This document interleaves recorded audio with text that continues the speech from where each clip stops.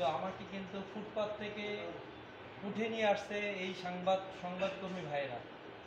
আমি সবসময় আমার এই সংবাদকর্মী যারা ভাইরা আছেন, বিভিন্ন মিডিয়ার সাথে যুক্ত আছেন, আমি তাদের কাছে কৃতজ্ঞতা প্রকাশ করি। আমি 2014 সালে এসএসসিতে গোল্ডেন এ প্লাস পাওয়ার পরে জিপিএ 5 সহ আমাদের বড়খাতার রবিউল হাসান ভাই উনি সর্বপ্রথম এগিয়ে আসে আমাকে নিয়ে একটা নিউজ করার জন্য। কারণটা কি ছিল? কারণ আমি সবজি বিক্রি করে তৃতীয় শ্রেণী থেকে ক্লাস 10 পর্যন্ত আমি লেখাপড়া করেছি। বড়খাতা বাজারে সপ্তাহে 2 দিন সবজি বিক্রি করতাম। যে টাকাটা উপার্জন হতো ওই টাকাটা দিয়ে আমার লেখাপড়ার খরচ এবং মানুষের বাড়িতে থেকে খেয়ে বড় হয় একজন ছাত্র ছিলাম আমি। তো এই বিষয়টা খুব এক্সেপশনাল ছিল সেই সময়। তো এইটা নিয়ে আমাদের রবিউল হাসান ভাই উনি নিউজটা করে এবং দৈনিক বজ্রশক্তি এক ভাই বলল, আমাদের সংবাদকর্মী ভাই, ওই পত্রিকাতেও আমার সেই সময় নিউজটা আসছিল। তো এখান থেকেই আল্লাহর ইচ্ছায় আপনাদের হাত ধরে আমি ছিলাম একজন সবজি বিক্রেতা, স্ট্রিটে বসে সবজি বিক্রি করতাম। সেখান থেকে আল্লাহ আমার উপরে যে আপনাদের মাধ্যমে আপনাদের ওসিলায় উঠে নিয়ে আসছি। আলহামদুলিল্লাহ আমি অনেকগুলো শিক্ষাবৃত্তি পাই। আমার এসএসসি সম্পূর্ণ করি কারমাইকেল কলেজ থেকে। এরপরে তুরস্কে যাওয়ার পরে আমার যে চিন্তা ছিল, আমার লক্ষ্য ছিল নিজেকে প্রতিষ্ঠিত করা। দেশে যে আমি কামব্যাক করব একটা ডিগ্রি নিয়ে, কিন্তু দেশের যে চাকরি বাজার, দেশের যে শিক্ষা ব্যবস্থা, দেশের যে অবস্থা, সব কিছু মিলে আমার কাছে মনে হয়েছে যে আমি একটা ভালো দেশে আসছি, আমাকে নিজেকে প্রতিষ্ঠিত করতে হবে এবং আমার সমাজ, আমার রাষ্ট্রের জন্য যে মানুষগুলো আমার জন্য হাত ধরছে, আমার হাত ধরে আমাকে উঠায় নিয়ে আসছে, ঠিক একইভাবে সমাজকে কিছু দেওয়ার জন্য আমাকে কাজ করতে হবে। সেই জায়গা থেকে 2017 সালে আমি যখন নিজেই শিক্ষার্থী, একজন শিক্ষার্থীর হাত ধরি, আলহামদুলিল্লাহ আমি হাতীবান্ধা, পাটগ্রাম 2 উপজেলার শিক্ষার্থীদের শিক্ষাবৃত্তি দিচ্ছি 2017 সাল থেকে। আমার যতটুকু সামর্থ্য আছে ততটুকুর মধ্যে এখন পর্যন্ত প্রায় 35 জনের উপরে আমার শিক্ষার্থী আমি শিক্ষাবৃত্তি দিচ্ছে। আমার শিক্ষার্থীরা বুয়েটে পড়তেছে, বিভিন্ন মেডিকেল বিশ্ববিদ্যালয় কলেজগুলোতে পড়তেছে, ঢাকা ইউনিভার্সিটিতে আছে, জগন্নাথে, বেগম রোকেয়াতে অনেক শিক্ষার্থী ইতিমধ্যে মাস্টার্স কমপ্লিট করে ফেলছে আলহামদুলিল্লাহ। তো আমার জায়গা থেকে আমার মনে হয়েছে আমার সমাজের প্রতি আমার দায়িত্ব আছে, কর্তব্য আছে। সেই জায়গা থেকে আমি চেষ্টা করে গেছি 2018 থেকে তুরস্কে প্রথম একটা উদ্যোগ নেই। এই বন্যা, সে সময় আমাদের এই হাতীবান্ধা পাটগ্রামে একটা বন্যা হলো 17 সালের দিকে। এই বন্যা দেখে আমার কাছে মনে হয়েছে যে পুরো দমে দেশের জন্য কিভাবে এগিয়ে যাওয়া যায়, কাজ করা যায়। আমি সেই চিন্তা থেকে আমার জায়গা থেকে আমি চেষ্টা করে গেছি একটা ফাউন্ডেশন গঠন করার জন্য। তুরস্কে আলহামদুলিল্লাহ একটা ফাউন্ডেশন গঠন করি, বাংলাদেশ টার্কি ব্রাদারহুড অ্যাসোসিয়েশন।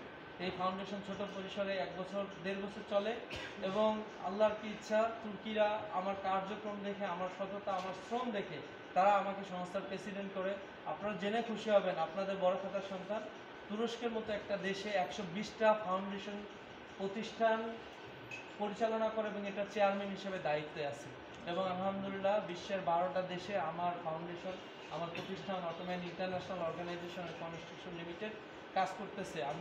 আমার জায়গা থেকে, আমার দেশের জন্য দায়িত্ববোধ থেকে আমি মনে করেছি আমার এলাকায় কী কী সমস্যাগুলো আছে এগুলোকে নিয়ে কাজ করার দরকার আমার। আমি টিউবওয়েল স্থাপনের জন্য হয়তো ইতিমধ্যে জেনেছেন 20-25 হাজার বাড়িতে আমরা শুধু টিউবওয়েল, নলকূপ, কারো কাছে আমরা 1 টাকাও নিইনি। যে কাজটা আসে সরাসরি বাংলাদেশে পাঠিয়ে দেওয়া, আমি আলহামদুলিল্লাহ আমার জায়গা থেকে হাতীবান্ধা পাটগ্রামে নলকূপের ব্যবস্থা করে দিয়েছি। পাশাপাশি আপনাদের 2 উপজেলায় মসজিদ মাদ্রাসাগুলোতে আমরা প্রায় 1000 উজুখানা করে দিয়েছি। কিন্তু কেউ বলতে পারবে না শিহাব আহমেদ কারো কাছে 1 টাকা কোনোদিন চাইছে কিংবা নিয়েছে। আমি নিঃস্বার্থভাবে আমার জায়গা থেকে কাজ করে গেছি। একটা প্রতিষ্ঠান চালাতে খরচ আছে, আমরা সবাই বুঝি। 200 জন মানুষ আমার প্রতিষ্ঠানে কাজ করতেছে, তো এটা তো এমনি এমনি চলবে না। একটা বাজেট আসে, আমরা সেই বাজেট অনুযায়ী বাংলাদেশের জন্য যে বাজেট এটা পাঠিয়ে দিয়ে কাজ হয়। আলহামদুলিল্লাহ আমরা মসজিদ মাদ্রাসা করেছি। আমি নিজ উদ্যোগে শিক্ষাবৃত্তি শুরু করেছি। হাতীবান্ধা পাটগ্রামের সকল তরুণ সমাজকে, ছাত্র সমাজকে এগিয়ে নেওয়ার জন্য আমার যেটা চিন্তা, আমার লক্ষ্য, আমি তাদেরকে আরও আগ্রহ দেওয়ার জন্য, যেন আমি যে পর্যায়ে ছিলাম তারা যেন এটা থেকে উত্তরণ করতে পারে, সেই লক্ষ্যে আমি 2 উপজেলার সকল শিক্ষার্থী তাদেরকে উদ্বুদ্ধ করার জন্য, যারা মেডিকেল এবং বুয়েটের চান্স পাবে তাদেরকে আমি ফুল শিক্ষাবৃত্তি, তাদের 4-5 বছর যে শিক্ষা জীবন আছে এটাকে সম্পূর্ণ করার জন্য ফুল শিক্ষাবৃত্তি দিচ্ছি। আপনাদেরই সন্তান, আপনারই প্রতিবেশী, আপনারাই মিডিয়া কর্মী, আপনাদের হাত ধরে আজকে আমি উঠে আসছি। আমি ওই দিন রবিউল হাসান ভাইকে কথা দিয়েছিলাম যে ভাই একদিন আমি জীবনে প্রতিষ্ঠিত হবে, এই দেশের এই হাতীবান্ধা পাটগ্রামের দরিদ্র অসহায় শিক্ষার্থীদের হাত ধরবো। রবিউল ভাই যদি আজকে থাকতো এখানে, আমি হাতীবান্ধা একটা প্রোগ্রাম করে আসছি, হাতীবান্ধার সংবাদকর্মী ভাইদের সাথে বসছিলাম, ভাই কথাটা বলছে যে হ্যাঁ শিহাব আমাকে কথা দিচ্ছে এবং সে কথা রাখছে। তো আমি আমার জায়গা থেকে আমার মনে হয়েছে আমার দায়িত্ববোধ আছে, আমি সেই জায়গা থেকে কাজ করে যাচ্ছি। আমি সামনে 2 উপজেলার ইতিমধ্যেই প্রত্যেক বছর 40 জন শিক্ষার্থীকে শিক্ষাবৃত্তি দিচ্ছি, 20টা ইউনিয়নের 2 জন করে শিক্ষার্থী।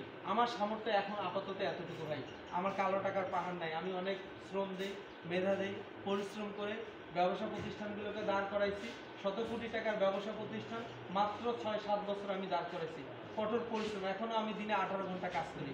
আমি যুব সমাজকে নিয়ে কাজ করতেছি। আমার স্বপ্ন যুব সমাজকে সঠিক পথে নিয়ে আসা। যুব সমাজ এখন কর্মসংস্থান নাই তাদের, তারা এখন মাদকাসক্ত, তারা হতাশাগ্রস্ত। আমাদেরই ভাই বোন, আমাদের আত্মীয় স্বজন কতজন আজকে বেকারগ্রস্ত হয়ে আছে, কিন্তু তাদেরকে হাত ধরার মতো মানুষের অভাব এই সমাজে। আমার জায়গা থেকে আমি এই স্বপ্নটাকে বুকে লালন করি।